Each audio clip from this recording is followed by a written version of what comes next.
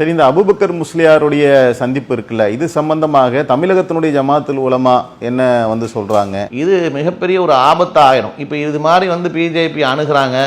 கேரளாவில் இப்போ கை வச்சு என்ன பண்ணுறாங்கன்னா, அழைச்சி அங்கே இருக்கக்கூடிய அந்த முஃப்தியை சாஃப்ட் கார்னர் பண்ணி அதை அப்படி கொண்டு போகிறாங்கன்னா, நாளைக்கு தமிழகத்துக்கும் வரும் இதே மாதிரி. பிரதமர் மோடி அவர்களை போய் பார்த்துட்டு, நீங்கள் நல்லாட்சி இந்தியாவில் வழங்கிட்டு இருக்கீங்க இப்படின்னு சொல்கிறாங்க. இப்போ நல்லாட்சி வழங்கியிருக்கிறாங்க அப்படின்னு சொன்னால், இன்னைக்கு பிரதமர் மோடி நல்லாட்சி தான் வழங்கியிருக்கிறாரா என்பதுதான் கேள்வி. அஸ்ஸலாமு அலைக்கும் வரஹ்மத்துல்லாஹி பரக்காத்துஹு. இப்போது கேரளாவை சேர்ந்த அபூபக்கர் முஸ்லியார், அவர் ஜமாத்துல் உலமாவுடைய பொதுச் செயலாளராக இருக்கிறாரு. நரேந்திர மோடியை சந்தித்து பார்த்துட்டு வந்திருக்கிறாரு. அது குறித்தான விளக்கங்களை தமிழ்நாடு தௌஹீத் ஜமாத்தினுடைய மாநில பொருளாளர் காஞ்சி இப்ராஹிம் அவரிடத்தில் நாம் கேட்டு தெரிஞ்சுக்க இருக்கிறோம். இந்த சந்திப்பு குறித்தான விளக்கங்கள் என்ன, விரிவாக அது குறித்தான செய்திகள் எதுவும் வந்திருக்குதா, அது குறித்து சொல்லுங்களேன். கேரளாவை சேர்ந்த ஜம்மியத்துல் உலமா சபையுடைய பொதுச் செயலாளர் அபூபக்கர் முசல்லி அவர்கள் சமீபத்தில் 16ஆம் தேதி பிரதமர் மோடி அவங்க போய் சந்தித்ததாக தகவல்.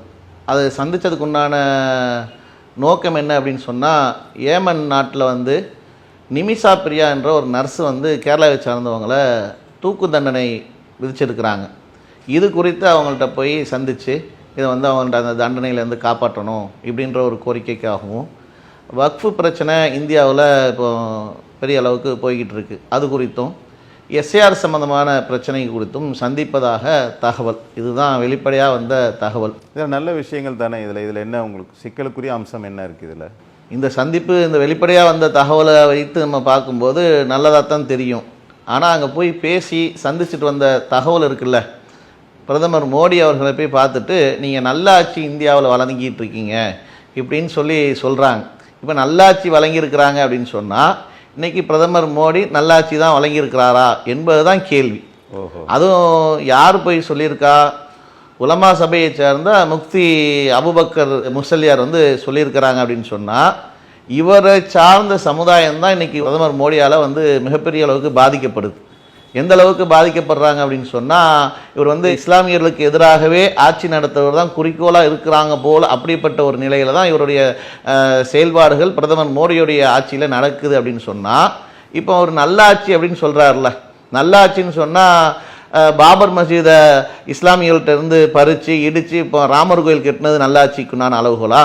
கர்நாடகாவில் ஹிஜாப் அணியக்கூடாதுன்னு சொல்லி பெண்களுக்கு எதிராக ஒரு சட்டத்தை ஏற்றி பெண் பிள்ளைகள் இப்போ லட்சக்கணக்கான பெண் பிள்ளைகள் படிப்பை பாதியில் நிறுத்தக்கூடிய அளவுக்கு கொண்டு போனது தான் இப்போ நல்லாட்சிக்கு அளவுகோலா? அதே மாதிரி வட மாநிலங்களில் ட்ரெயினில் போகக்கூடிய முதியோர்கள் முஸ்லீம் அடையாளம் இருந்தால் ட்ரெயினில் பிடிச்சி தள்ளுறான், இது நல்லாட்சிக்கு அடையாளமா? மாட்டுக்கறி சாப்பிட்றன்றதுக்காக என்ன பண்ணுறான்னு சொன்னால், அதுக்கு போய் வீடு தேடி போட்டு அடித்து கொலை பண்ணுறாங்க, இது நல்லாட்சிக்கு உண்டான அளவுகோலா? அப்போ இப்படி இப்போ நீங்கள் ஒவ்வொன்றா எடுத்து பார்த்தீங்கன்னு சொன்னால், நல்லாட்சிக்கான அளவுகோல் என்ன என்பதையே இவங்க உணராமல் இஸ்லாமியர்களுக்கு எதிராக செய்கிறத தான் குறிக்கோளாக வைத்திருக்கிறாங்க. அதைத்தான் ஒரு அஜெண்டாவே, கோர் அஜெண்டாவே வச்சு செயல்படுறாங்கன்னா, இவரை போய் நல்லாட்சின்னு சொல்கிறது தான் இன்றைக்கி மிகப்பெரிய ஒரு பிரச்சனைக்குரிய ஒன்றாக இருக்குது. அப்போ இவங்க போய் சந்தித்ததுக்குண்டான நோக்கம் என்ன அப்படின்னு சொன்னால், இது வக்ஃபு பிரச்சனையே சட்டமாக்கியாச்சு. சட்டமாக்கிட்ட பிறகு என்ன போய் சந்தித்து என்ன சாதிக்க போகிறாங்க? இஸ்லாமியர்களுடைய பள்ளிவாசலை பறிக்கிறாங்க வக்ஃபு சட்டத்தின் மூலமா. அப்படி பறிக்கிறதா நல்லாட்சின்னு சொல்கிறாரு. ஒருவேளை அவருக்கு அது கூட நல்லாட்சியாக கூட இருக்கலாம். ஏன்னா இஸ்லாமியருடைய உரிமையை பறித்து இஸ்லாமியர்களுக்கு என்று இருக்கக்கூடிய அந்த உரிமையை வக்ஃபில் நீங்கள் இஸ்லாத்தில் அல்லாதவர்களை கொண்டு என்ன பண்ணலாம், உறுப்பினராக சேர்க்கலாங்கன்றான். சேர்க்கலான்னு சொன்னது நல்லாட்சியாக அவருக்கு என்ன படுதா என்னன்னு தெரியல. இப்படிப்பட்ட ஒரு சூழல் இதுதான் இப்போ பிரச்சனையை சந்தித்ததெல்லாம் இன்றைக்கி மக்கள்கிட்ட பிரச்சனையாக தெரியல. அப்போ இவ்வளோ பிரச்சனைகளை உள்ளடக்கி இவர் இன்னும் என்ன சொல்கிறாங்கன்னா, கிராண்ட் முஃப்தி அப்படின்னு சொல்லி கேரளாவில் தகவல் சொல்கிறாங்க. கிராண்ட் முஃப்திக்கான அளவுகள் என்ன? கிராண்ட் முஃப்தினா அநியாயக்கார அரசனுக்கு எதிராக போய் குரல் கொடுக்க, நேரில் போய் சந்திச்சிங்கல்ல, சந்திச்சா உங்களுடைய ஆட்சியில் இஸ்லாமியர்களுக்கு எதிராக மிகப்பெரிய அநியாயம் நடந்துருக்குன்னு நேருக்கு நேராக போய் சொல்லியிருக்கணும். நேருக்கு நேராக போய் உங்கள் ஆட்சியில் இஸ்லாமியர்களுக்கு எதிரான தவறுகள் நடந்துக்கிட்டு இருக்கு, ஒரு இஸ்லாமிய அடையாளம் இருந்தால் ட்ரெயினில் பிடிச்சி தள்ளுறான், ஒரு இஸ்லாமியனாக ஒருத்தன் போனால் ஜெய் ஸ்ரீராம் என்று சொல்லுன்னு அடித்து கொலை பண்ணுறான், இதெல்லாம் உங்களுடைய ஆட்சியில் நடக்குது, இதெல்லாம் நடக்காமல் நீங்கள் பாதுகாத்தால் நீங்கள் ஒரு சிறந்த ஆட்சியாளராக வருவீங்க, இது உங்களுடைய கடமைன்னு போய் சொல்லியிருக்கணுமா இல்லையா? இதுதான் ஒரு கிராண்ட் முஃப்திக்கான ஒரு அளவுகோலாக இருந்திருக்கணும். அங்கே போய் கூனி குருவி இவ்வளோ அநியாயங்கள் நாட்டில் நடந்துக்கிட்டு இருக்கிற நேரத்தில் இன்னைக்கு சிறுபான்மை மக்கள் வந்து ஒரு பாதுகாப்போடு வாழ முடியல. சமீபத்தில் வந்து கிறிஸ்மஸ் வரக்கூடிய சமயத்தில் பார்த்தீங்கன்னா வெளிநாட்டிலேருந்து வந்த கிறிஸ்தவர்களை எல்லாம் சூழ்ந்து கொண்டு அடித்து ஓட விடுறாங்க. ஒரு பாதிரியாரை வந்து மாட்டு சாணி எடுத்து வாயில் வச்சு என்ன பண்ணுறாங்கன்னு சொன்னால் அதை அநியாயம் பண்ணுறாங்க. கிறிஸ்மஸ் சம்மந்தமான ஒரு பொருளை ரோட்டு வியாபாரிகள் விற்கிறாங்க, அதை பிடிச்சி என்ன பண்ணுறாங்கன்னு அடித்து உடைக்கிறாங்க. இதையெல்லாம் வேடிக்கை பார்த்து கொண்டு மௌனியாக இருக்குது. இது குறித்து ஒரு கண்டன அறிக்கை இல்லாமல் அவ்வளோ ஒரு அதிகாரத்தில் இருக்கக்கூடியவர்கள் இப்படிலாம் என்னுடைய ஆட்சியில் நடக்கக்கூடாது என்று ஒரு கண்டிக்க கூட செஞ்சுருக்கலாம்ல. இதையெல்லாம் வேடிக்கை பார்த்துக்கிட்டு இருக்கிறவரை பார்த்து தான் இவர் நல்லாட்சின்றார்.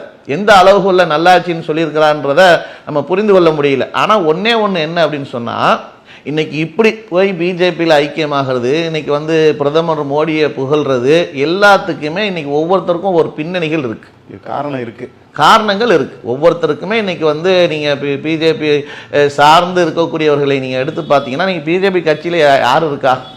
இவருக்கு என்ன காரணம் இருக்குன்னு எதிர்பார்க்குறீங்க நீங்க பிஜேபி கட்சியில் இருக்கக்கூடிய எல்லாமே வந்து என்ன பண்ணுறாங்கன்னா, கொலை செஞ்சவன், கொள்ளையடிச்சவன், கற்பழிச்சவன், இவன் தான் போய் ஐக்கியம் இந்த வழக்குகள் வந்து பாதுகாப்பு பெறணுன்றதுக்காக தான் போகிறான். அதே மாதிரி நீங்கள் தமிழகத்தை நீங்கள் எடுத்துக்கிட்டால், தமிழகத்தில் வேலூர் இப்ராஹிம் ஒருத்தர் சுற்றிட்டு திரிகிறாரு.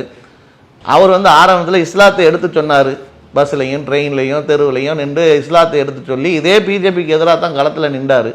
இன்னைக்கு அதே பிஜேபிக்கு எதிராக போய் பிரச்சாரம் பண்ணுறாங்கன்னா அவங்களுடைய தேவை என்னன்னா, ஒவ்வொருத்தரும் தனிப்பட்ட ஒரு வாழ்க்கையில் சந்திக்கக்கூடிய பிரச்சனைகளை இன்னைக்கு வந்து சரி பண்ணுறதாக இருந்தால் இன்னைக்கு போய் அங்கே போய் என்ன பண்ணுறாங்க, சரண அடைஞ்சிடுறாங்க. அங்கே போனவுடனே அவங்களுக்கு எல்லா பிரச்சனைகளும் தீர்வாக அமைஞ்சிருது. இதுக்கு முன்னாடி அஜித் பவர் அப்படித்தான், இதுக்கு முன்னாடி ஊழல்வாதியாக இருந்தார் மகாராஷ்டிராவில். பிஜேபியோட சேர்ந்த பிறகு என்ன ஆயிடுச்சு, வாஷிங் மிஷினில் போட்டு துவைக்கிறது எடுக்கப்பட்ட பலன்னு ஒரு துணி போல அப்படி தூய்மையாதியாக ஆயிட்டாரு. அவங்களோட சேர்ந்து தான் கூட்டணி ஆட்சி அமைச்சாங்க. இதுக்கு முன்னாடி அவங்க தானே சொன்னாங்க. இப்படித்தான் இப்படி ஒவ்வொரு பின்னணிகளை நீங்கள் எடுத்து பார்த்தா இன்னைக்கு முஃப்தி அபுபக்கர் முஸ்லியாருக்கு என்ன பின்னணிகள் இருக்கோ அந்த பின்னணியை வச்சு தான் நீங்கள் சந்திப்பு நடந்திருக்கும். அதே நேரத்தில் பிஜேபிக்கு ஒரு தேவைகள் இருக்கு. என்ன தேவைகள் இருக்கு அப்படின்னு சொன்னால், வட மாநிலத்தில் அவங்க வந்து அதிகாரத்தை வச்சு இல்லை ஏதாவது ஒரு மோசடி, இவிஎம் மிஷினில் மோசடி ஏதோ ஒன்றத்தை வச்சு என்ன பண்ணுறாங்கன்னு சொன்னால் வெற்றி பெற்றுறாங்க தேர்தலில். தென் மாநிலத்தை நீங்கள் எடுத்துக்கிட்டிங்கன்னா, தென் மாநிலத்தில் அவங்களுக்கு மோசடி செய்வதற்கும் வாய்ப்பு குறைவு. இங்கேயும் அவங்களுக்கு வந்து செல்லாக்காசாக இருக்கிறாங்க. அவங்களுக்கு வந்து அவங்களால ஒரு ஒரு ஒரு பெரிய அளவுக்கு ஜொலிக்க முடியல தேர்தல் களங்களில் கேரளா, தமிழகத்தில். அப்போ கேரளாவில் இன்றைக்கி அவங்க சமீபத்தில் தேர்தலை சந்திக்க இருக்கிறதுனால இது போன்ற ஒட்டுமொத்த இஸ்லாமிய சமுதாயம் இன்றைக்கி பிஜேபிக்கு எதிராகத்தான் நிற்கிது. ஏன்னா அவங்க பண்ணுற அநியாயத்துக்கு எதிராக. அப்போ அதை வந்து ஒரு சாஃப்ட் ஆக்கணும், அதை வந்து ஓரளவுக்கு சாஃப்டாக்கி இந்த மாதிரியான ஆட்கள் அவருடைய பிரச்சனை உள்ளவங்களை தான் அழைப்பாங்க. அவங்க பிரச்சனைக்குரிய நபர்களை அழைத்து உன் பிரச்சனை இதை சால்வ் பண்ணி விட்றேன், நீ என்ன பெருமையாக பேசணும், இப்படி தான் அண்டர் டீலிங்கில் தான் அந்த பேச்சுவார்த்தைகள்லாம் நடக்கும்.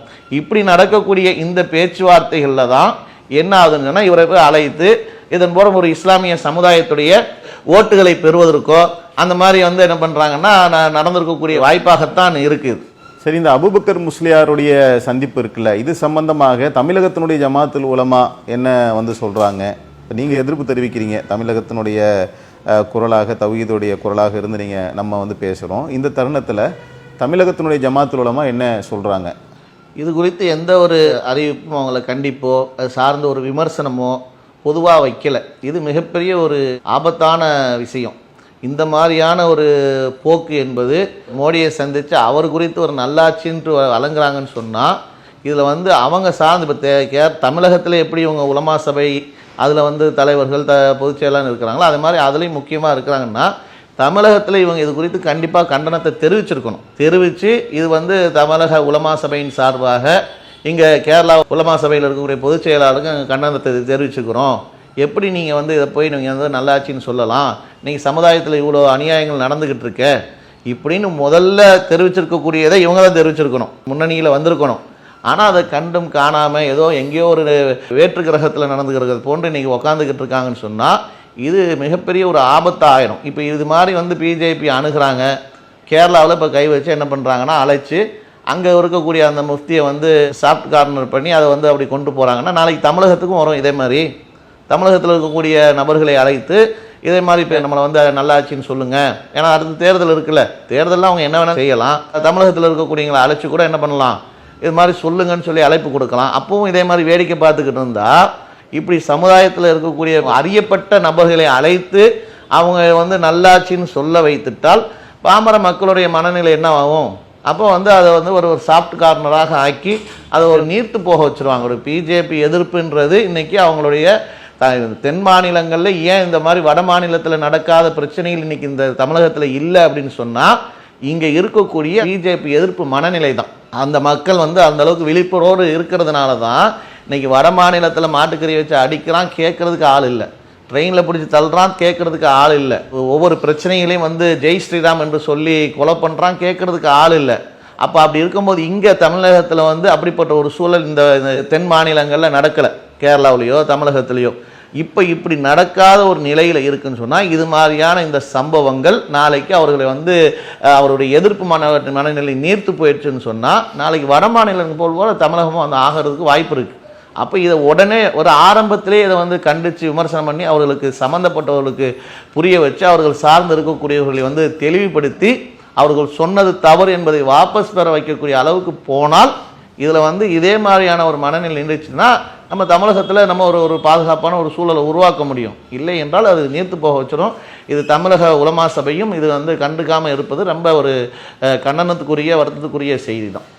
ஓகே, நம்மோடு இப்போ அபூபக்கர் முஸ்லியார் மற்றும் மோடியுடைய சந்திப்பு குறித்து மிக தெளிவாக நாம் கேட்கின்ற கேள்விகளுக்கெல்லாம் பொறுமையாக நிதானமாக இங்கே வருகை தந்து மாநில பொருளாளர் காஞ்சி இப்ராஹிம் அவர்கள் தெளிவான பதிலை வந்து அளித்தார்கள்.